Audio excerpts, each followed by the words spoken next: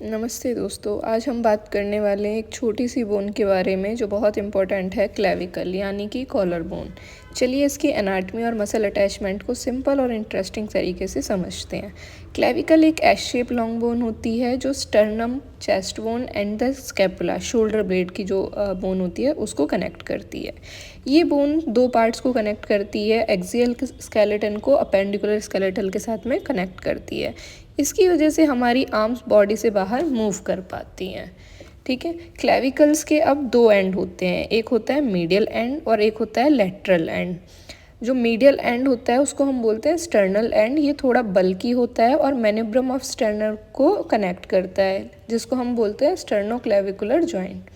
Lateral and जो होता है वो एक्रोमियल एंड होता है, जो फ्लैट होता है और एक्रोमियन ऑफ स्कैपुला से जॉइंट बनाता है।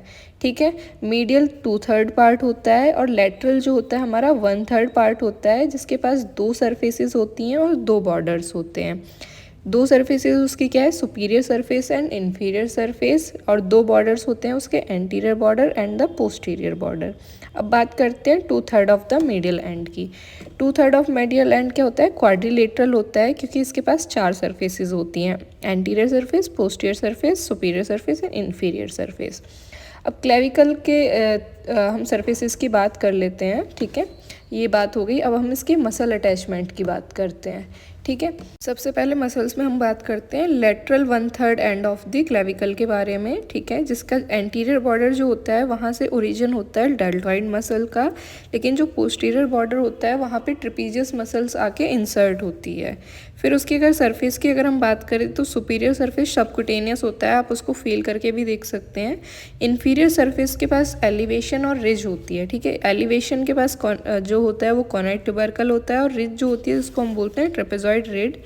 यहाँ पर एक लिगामेंट अटैच होता है जिसको हम बोलते हैं कोरेको-क्लेविकुलर लिगामेंट। ठीक है, अब हम बात करते हैं मीडियल 2/3 ऑफ द क्लेविकल के पार्ट की, वहाँ पर कौन कौन सी मसल अटैच होती हैं।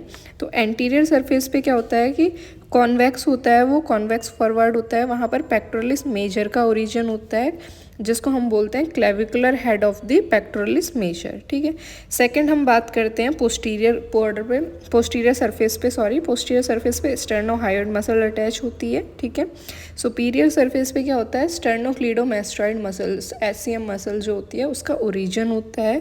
ठीक है, इन्फीरियर सरफेस पे क्या होता है, सबक्लेवियस मसल्स का रीजन होता है, क्योंकि वहाँ पर एक सबक्लेवियन ग्रूव होती है, वहाँ पर जाके ये मसल अटैच होती है। ये सारे मसल्स मिलके शोल्डर को स्टेबल रखते हैं और मूवमेंट में मदद करते हैं। क्लेविकल कॉमनली फ्रैक्चर हो सकती है, specially lateral 1/3 portion of the clavicle पे। ये फ्रैक्चर मोस्टली तब होता है जब कोई पर्सन सीधे शोल्डर पे गिरता है। ठीक है, क्लेविकल फ्रैक्चर में शोल्डर ड्रॉप होता है क्योंकि मसल्स का सपोर्ट ब्रेक हो जाता है। ठीक है, ये सबसे इम्पॉर्टेंट चीज़ है जो हमें याद रखनी होती है।